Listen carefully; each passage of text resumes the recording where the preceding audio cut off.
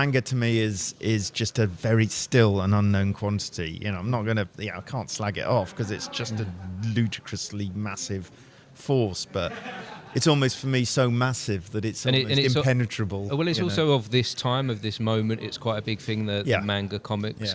Yeah. And I went to this show called Angoulême, which is in the town of Angoulême, and back in the mid-90s, because there's some friends of mine who were really into that side of the industry. So they said, why do you come to Angoulême? It's this huge show, 100,000 people at this thing, town about the size of Harrogate, literally takes it over, marquees everywhere, you can walk around. It's like a proper festival. But the incredible thing about Angoulême is it's 90% French comic books, and there's that many people for it. It's open by the every year it's opened by the French Minister of Culture and all this stuff.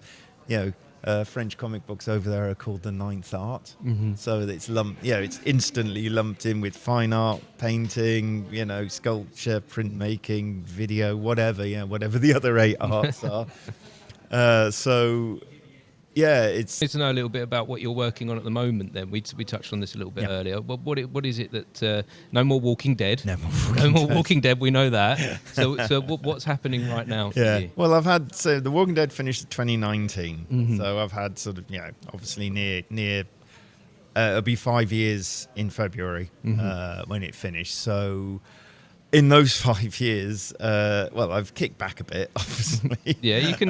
When you've had a great achievement, you're allowed to sit back and rest for a moment. Yeah. It was literally 22 pages and a cover every month, and we kept that schedule up for that length of time. Yeah, no, you deserve to put your feet up for a minute. Thanks. Actually, ironically, the first book I did after The Walking Dead is literally the last one coming out now. It's a book called Heretic, and it's written by my pal Robbie Morrison, and we worked together years ago on a book called White Death, which was actually our first creator-owned book that we'd both done, and that was geared primarily for the French market, actually, because it was the typical large format French sort of format, single story.